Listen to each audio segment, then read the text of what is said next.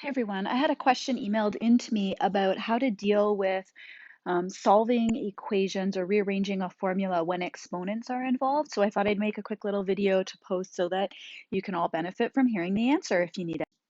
So for this first example, we're going to look at what happens when the variable you are solving for has an exponent. So let's imagine in this case that we were trying to solve for the variable r. So we'd been told, I want you to take this formula and I want you to solve it for r. You'll notice that the r has a power of 2, or it's being squared.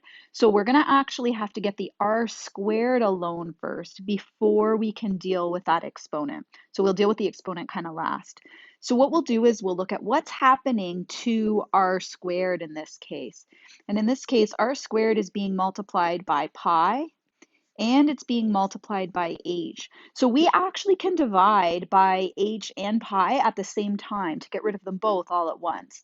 But like always, to keep our balance of our equation, we'll have to divide both sides by pi h.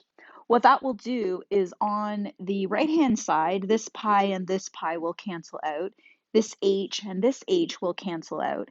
And that will leave us with volume is equal to volume divided by pi h is equal to r squared. Now we're almost here at this point. Our last step is going to be to get rid of the squaring here. And if you recall, we did an activity earlier in the semester that we looked at the idea that to do the opposite of squaring something is to take the square root. So we're going to take the square root of this side, and we're going to take the square root of this side. When you take the square root of something that's being squared, you just get that original something. So we'll just get left with an r here. So square rooting is the opposite of squaring something, just like dividing is the opposite of multiplying and adding is the opposite of subtracting. So that's all we're doing here is using that idea that square rooting is the opposite of squaring something. And that will just leave us with exactly what was on the left-hand side to begin with, but we'll just have to keep the square root as part of it. So in this case, we've isolated for the variable r. It had an exponent originally. It no longer does after we've taken the square root. I should add that in this course, we wouldn't require you to isolate a variable that had a power of 3 or a power of 4 or something on it, because up until this point, we only teach you about the idea that you can take the square root of something. We don't introduce the idea of cube roots and beyond until later grades. So you'll just know that if you have an exponent, at the end, you're going to take the square root of that variable term in order to get the variable isolated. So here's a second example. It's probably the easier of the two, actually, where we're going to try to rearrange the formula for a variable that doesn't have the exponent. It's another variable. It's the r in this case that has the exponent. And I'm going to imagine that we've been asked just to rearrange this formula for h. If that's the case, this is what we are trying to isolate.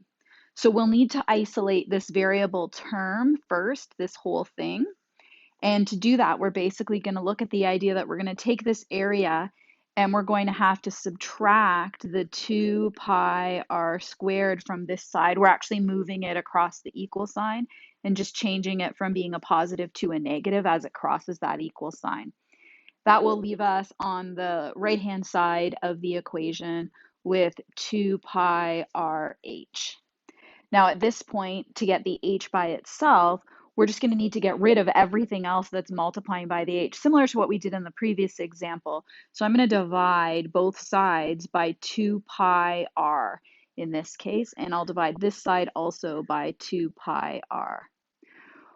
What that will do for us is it will let us cross cancel the 2 pi r with the 2 pi r and just leave us with the right-hand side having an h, which is what we met our goal because we wanted to isolate for h to begin with.